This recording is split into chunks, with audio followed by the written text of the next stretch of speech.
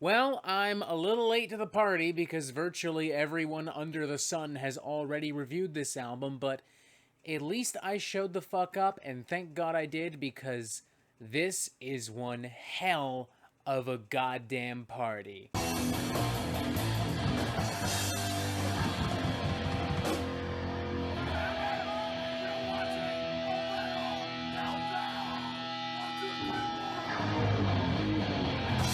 Colors 2 is the 10th studio album from American progressive metal crew Between the Buried and Me, and a direct sequel to their 2007 breakthrough, Colors. An album which I would happily describe not just as the best prog metal album of the 2010s, let alone the year of its release, but quite possibly one of the greatest prog metal albums ever written and released, right up there with Crack the Sky from Mastodon, or Pelagial from The Ocean, or Blackwater Park from Opeth. For this exact reason, it should not be especially surprising that a direct sequel, even theoretically a half-assed one at that, would be embraced with loving open arms by prog rock and metal nerds all over the globe.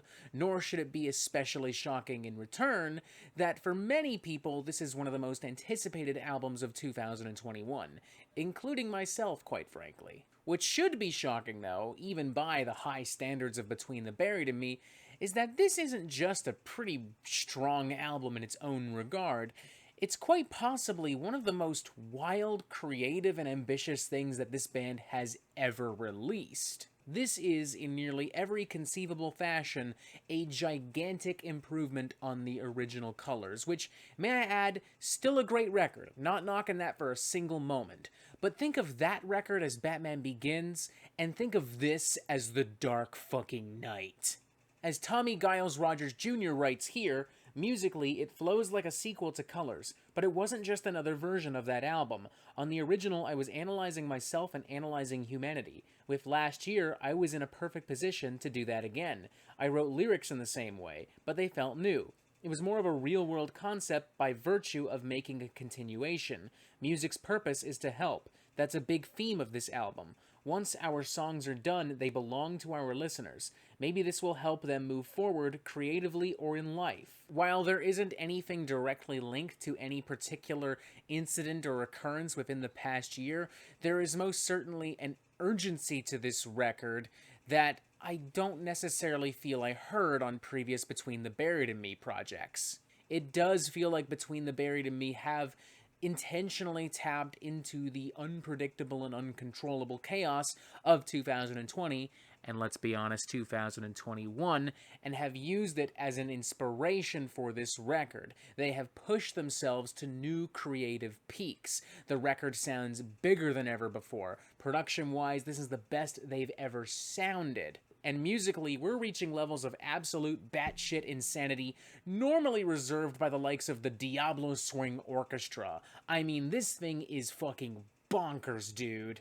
For instance, you've got Revolution in Limbo, which, on top of packing the album's biggest, boldest, and most triumphant chorus, alongside some of the album's most poignant lyrics, you've also got a brief foray into Latin rock and samba music with these waltz-like rhythms and this genuinely pretty sexy, salivating acoustic guitar. Side note, this particular set of lyrics here, over and over, day in, day out, monotonous drought, we didn't live, we only existed, strikes me especially hard considering I've spent a majority of the past year and a half by myself in lockdown. And honestly, this is one of the tamer tracks on the record.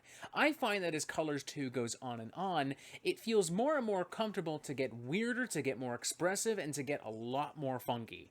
Take, for instance, Never Seen on Future Shock, which, on top of its pretty spellbinding fusion of classic prog and death metal influences, also sports some 1980s-style electronic pop drums right near the end, the kind of stuff I would expect from like a Phil Collins or a Genesis number, and on top of that has this kind of medieval neo-folk segment with a lot of string and woodwind instruments. There's also Bad Habits, which has a lot of choir vocals and spacey synthesizers, and a lot of very blatant kind of hard rock and shred metal influence. Like, there are a lot of guitar melodies and harmonies and beats that sound distinctly what I might expect from some long-lost Winery Dogs and Steve Vai collaboration. Some tracks like Prehistory and The Future is Behind Us pack a lot of wacky sound effects, the kind of stuff I would expect to hear from like a video game or a very old Saturday morning cartoon, contrasted with some pretty blatant funk metal influence. The former track packs a wild bass guitar solo, one of the best that Dan Briggs has ever done,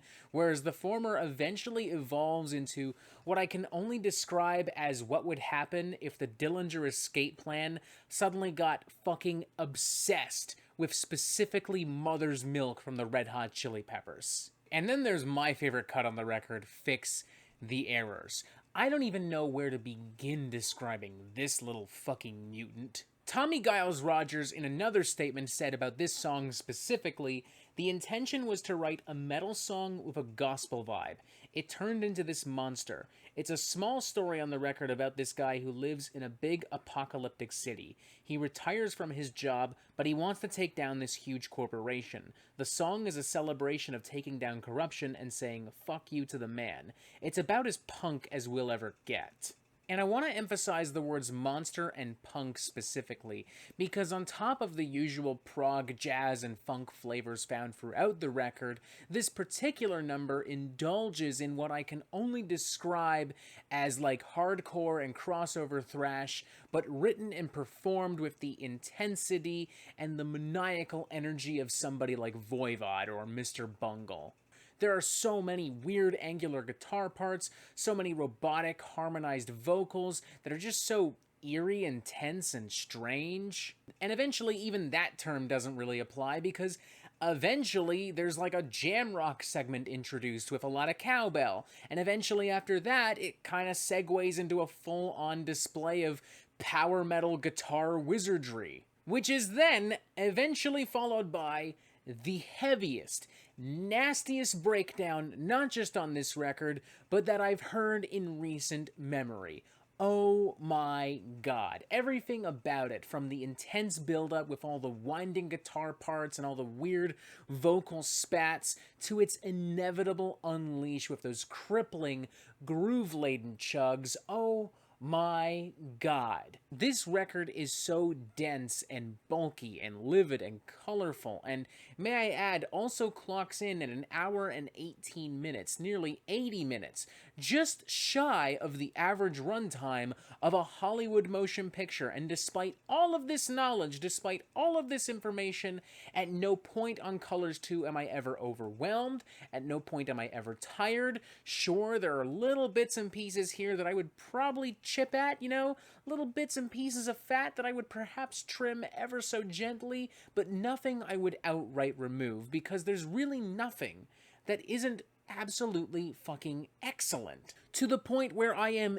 dangerously close to giving this a 5 out of 5. And I'm not gonna lie, I'm tempted. There's a part of me that might go back later in the year and give this a 5 out of 5, but for now, I'm sticking to a 4.5 out of 5 because I'm a firm believer that a perfect record has to be perfect. And if there are little things that I would trim or change, then clearly that means it isn't a perfect record. But in my opinion, it really doesn't matter if this is a perfect experience. All that really matters here is that this is an incredible fucking record. All that really matters is that Between the Buried and Me have gone above and beyond the Call of Duty yet again and released quite possibly the best album of their career and easily one of the best albums of 2021 so far. Now, I can picture newcomers to the band and to this genre being somewhat intimidated by the many overwhelming twists and turns which I have described, and to those people maybe I would recommend listening to the original Colors first. But please do eventually check this thing out, because I promise you, you will not find anything better from prog metal in 2021. 4.5 out of 5, not quite perfect, but damn near fucking close. We're talking about a razor-thin margin between 4.5 out of 5 and a 5 out of 5. Holy shit, it's incredible. I'm gonna stop talking so that you can check this fucking thing out. And that is it for the Metal Meltdown. I'm not an expert, nor do I claim to be, so what do you think? Do you like this record? Do you not like this record? And what do you want to hear from me next? And thank you for watching. Make sure you press subscribe so you get updates on the Metal Meltdown fucking immediately. And as always, you have yourself a fantastic fucking day.